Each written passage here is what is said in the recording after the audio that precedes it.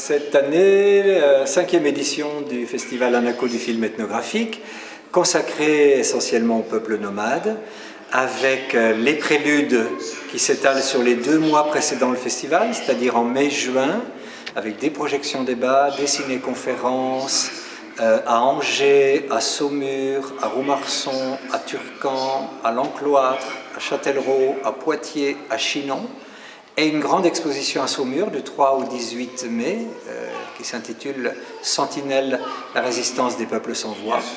Donc tout cela nous mène jusqu'à fin juin, et du 27 au 30 juin, à Loudun, dans 3 salles de la ville de Loudun, Centre culturel Monory, Cinéma Cornet, salle de l'échevinage, et à l'ethnomusée du Château de Verrières. On va commencer le jeudi 27 juin avec une séance scolaire le matin pour les enfants des écoles du Loudunais.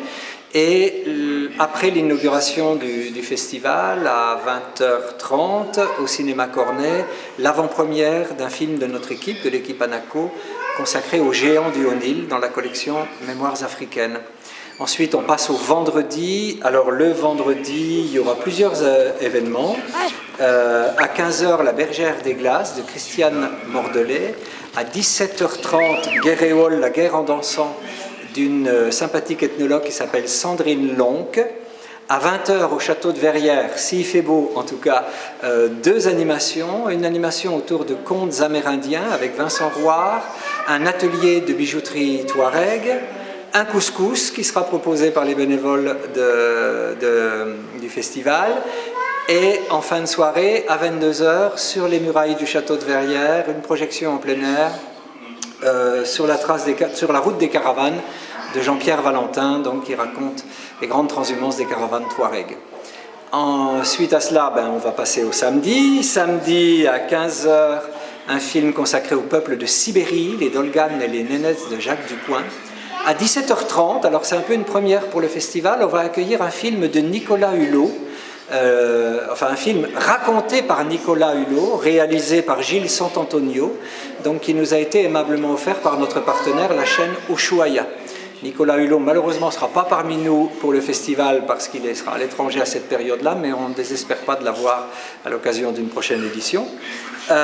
Ensuite, à 20h30, au Centre culturel Monory, une grande soirée mongole avec le film Voyage en Diphonie de Jean-Philippe Castel et le groupe de chanteurs de Romi mongol, le chant diphonique mongol, un groupe de 4 jeunes extrêmement talentueux qui s'appelle Khazar. Donc ça sera au Centre culturel Monory, un festival et un concert. Et le dimanche matin, à 11h, dans la salle de l'échevinage à Loudun, le film qui s'appelle Kapor, le dernier combat, de Nicolas Millet, qui raconte la lutte d'une communauté amérindienne en Amazonie contre l'invasion des entreprises forestières sur son territoire. L'après-midi, tout le monde se retrouve à l'ethnomusée du Château de Verrières pour une visite guidée des expositions, notamment des expositions consacrées au peuple nomade. Et en fin d'après-midi, à 17h30, le film Epotoup, un maraquet Wayana, qui raconte le tout dernier maraquet, grande cérémonie d'initiation du maraquet, qui a eu lieu chez les Wayana en 2006, film qui a été réalisé par Jean-Philippe Isel, et qui précédera la remise de la bourse Anaco, qui cette année est attribuée justement aux communautés Wayana et Wayampi de Guyane française, pour qu'ils puissent constituer leur mémoire audiovisuelle.